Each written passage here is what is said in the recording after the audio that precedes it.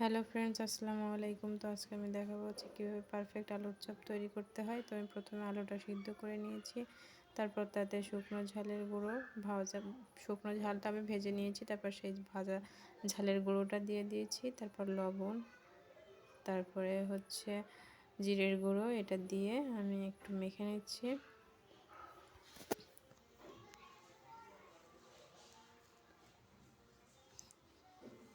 এই যে ঠিক এভাবে মেখে নিয়েছি, তারপর একটু তেল দিয়ে দিলাম, দিয়ে একটা ভর্তা তৈরি করে নিলাম। আমরা যেভাবে আলু ভর্তা তৈরি করি ঠিক সেভাবে একটা ভর্তা তৈরি করে নিয়েছি।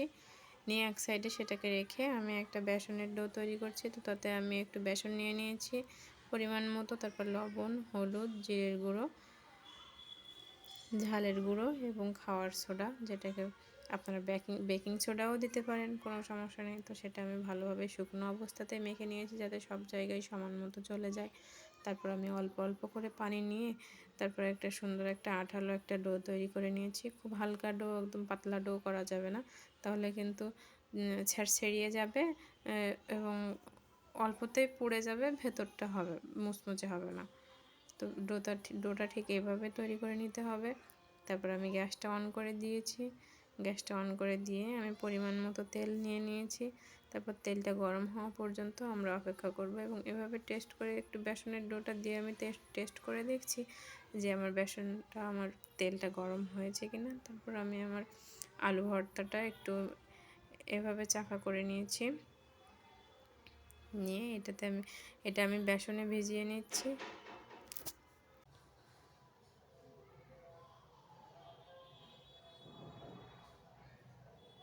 এই যে তারপর আমি বেসনে ভেজানো আলু ভর্তাটাকে এবার তেলের ভেতরে দিয়ে দিয়েছি। এভাবে এক এক করে সবগুলো দিয়ে দিয়েছি তেলের ভেতরে। এবার এগুলোকে মুচমুচে করে ভেজে নেব। খুব তাড়াহুড়ো করা যাবে না, তাহলে উপরটা পুড়ে যাবে, ভেতরটা মুচমুচে হবে না। এবার এক এক করে সবগুলো আমি ভেজে নেব।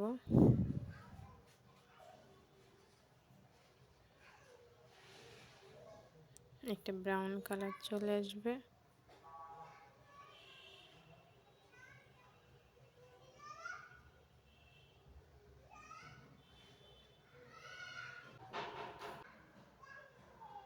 তো কালারটা ঠিক এমন হয়ে আসলে আমরা উঠিয়ে নেব।